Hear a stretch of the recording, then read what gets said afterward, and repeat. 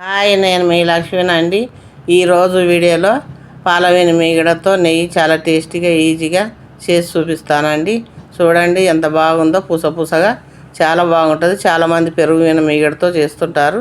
నేనైతే పాలవేని మీగడతో చేసుకుంటాము. ఈ పాలు గేదె పాలు అండి. ఇవి ఉదయం మనం టీ కొరకు పిల్లలు తాగడానికని తెస్తాం కదా, ఆ పాలు కాసి చల్లగా అయిన తర్వాత ఫ్రిడ్జ్లో పెట్టుకుంటే మళ్ళీ సాయంత్రం తీసినప్పుడు ఇలాగ మీగడ బాగా మందంగా వస్తుందండి. గేదె పాలు అయినందుకు ఇలాగ ఈ మీగడ అంతా తీసి ఒక గిన్నెలో తీసేసుకోవాలి. మొత్తం మనకి ఎంత వస్తే అంత ఇలా తీసుకోవాలి. గరిటెతోటి ఇలా మొత్తం మీగడ అంతా తీసేసుకొని ఇది డీప్ ఫ్రిడ్జ్లో పెట్టేసుకోవాలి.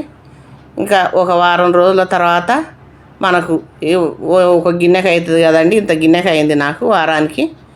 ఈ మీగడలో ఇప్పుడు పెరుగు ఒక 2 గరిటెల పెరుగు వేసేసుకొని తోడేసేయాలి. ఇలా 2 గరిటెలు వేసి ఇది కలపాలి. కలిపితే తొందరగా తోడుకుంటుందని కలుపుతున్నాను. ఇలా కలిపేసి దీన్ని మూత పెట్టేసి ఓ పక్కన పెట్టేసుకోవాలి. మళ్ళీ రోజు వరకు ఇది బాగా గట్టిగా తోడుకుంటుందండి. చూద్దామండి రోజు ఎలా తోడుకున్నదో తీద్దాము. ఒక రోజు అయిపోయింది, బాగా తోడుకున్నది. ఇది గరిటె పెట్టి తీస్తే కూడా రానంత గట్టిగా తోడుకుంటుందండి. ఇదిగో చూడండి ఎంత గట్టిగా తోడుకున్నదో. ఇప్పుడు ఒక మిక్సీ జార్లో వేసేసుకొని ఇది మిక్సీ పట్టుకోవాలి. వెన్న కూడా చాలా బాగా వస్తుంది. దీన్ని మిక్సీ పట్టుకోవాలి. లోపలికి నీళ్ళంతా వెళ్ళిపోయి ఇక పైకి వెన్న వచ్చింది చూడండి. మిక్సీ పట్టిన తర్వాత ఈ వెన్నను ఒక గిన్నెలో తీసేసుకోవాలి. ఇలాగ ఆ పెరగంతా అయిపోయే వరకు ఇలాగే మిక్సీ పట్టుకోవాలి. మరొక వాయి కూడా వేసేసుకుందాము. మరొక వాయి కూడా వేసుకున్నాము. ఇదంతా తీసేసుకుందాం. ఇప్పుడు అయిపోయిందండి ఇది. దీంట్లో వాటర్ పోసి దీన్ని బాగా మనకు తెల్లగా వైట్గా వచ్చే వరకు కడుక్కోవాలి.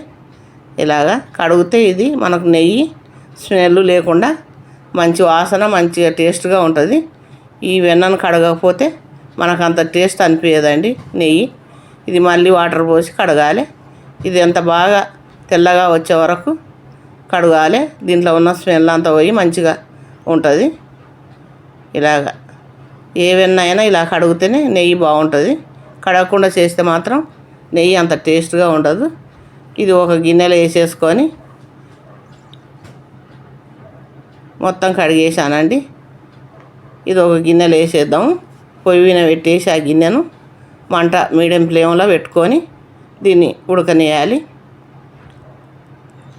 మనం మధ్యలో దీన్ని కలుపుతూ ఉంటే ఇది కరిగిపోతుంది. కరిగిపోయి ఉడుకుతూ ఉంటుంది. చూడండి ఇలా ఉడుకుతుంటుంది. ఇప్పుడు గరిటె పెట్టి కలపాలి. ఇలా కలుపుతూ ఉంటే పైన నురగలేక వస్తుంది. ఆ నురగ కొద్దిసేపు ఉడికిన తర్వాత నురగ ఉండదండి. అప్పుడు మనకు ఉడుకుతూ ఉంటే నురగ ఉండదు. ఇది మొత్తం ఉడికిపోతుంది. కలర్ వచ్చే వరకు ఇలాగే మీడియం ఫ్లేమ్లో ఉడికించుకోవాలి. మొత్తం కలర్ వచ్చే వరకు ఉడికిస్తూనే ఉండాలి. ఇప్పుడు కలర్ వచ్చే వరకు ఉడికిద్దాం. ఇప్పుడు కొంచెం కలర్ వచ్చింది, ఇంకా కలర్ రావాలి. ఇప్పుడైతే ఒక 2-3 తమలపాకులు వేసుకుంటే చాలా టేస్ట్గా ఉంటుందండి నెయ్యి. ఒక 2-3 తమలపాకులు వేసుకుందాము. చాలా బాగుంటుంది. ఈ తమలపాకులు కూడా తీసి పాడేయాల్సిన అవసరం లేదండి. చాలా బాగుంటాయి. తింటే చాలా టేస్టీగా ఉంటాయి. పిల్లలు అయితే నాకు కావాలని అడిగిపించుకొని తింటుంటారు. నెయ్యి బాగా కలర్ వచ్చింది చూడండి. చాలా బాగా వచ్చింది కలర్. ఇలా కలర్ రావాలి. మరి వైట్గా లేకుండా కొంచెం కలర్ వస్తేనే నెయ్యి బాగుంటుంది. ఇలాగ రావాలి. అయిపోయిందండి. బాగా కలర్ వచ్చింది. ఇది తమలపాకులు తీసేసి చల్లగా అయింది. ఇది వడగట్టేసుకుందాము ఒక డబ్బాలో. ఇది ఇలాగ మొత్తం లోపల అడుగున మొత్తం వేస్ట్ అంతా పోతుంది. మనకి నెయ్యి అంతా వచ్చేస్తుంది. ఇలా వడగట్టుకోవాలి. చూడండి వేస్ట్ పోయింది. ఇంకా నెయ్యి అయితే డబ్బాలో చూడండి ఎంత బాగుందో కలరు. చాలా బాగుంది, చాలా టేస్టీగా కూడా ఉంటుంది. గేదె పాలు కదండి, చాలా బాగుంటుంది. ఇలాగ మీరు కూడా ఇలా చేసుకోండి, చాలా టేస్ట్ కూడా బాగుంటుంది. ఈ వీడియో మీకు నచ్చితే లైక్ చేయండి, మీ ఫ్రెండ్స్కి షేర్ చేయండి. కొత్తగా మా ఛానల్ చూసేవారైతే సబ్స్క్రైబ్ చేసుకోండి. చూడండి ఎంత బాగుందో, పుసగా చాలా బాగుంటుంది. ఇది రేపటికైతే గట్టిగా అయిపోతుంది. మనం ఫ్రిడ్జ్లో పెట్టుకుంటే 2-3 గంటల్లో గట్టిగా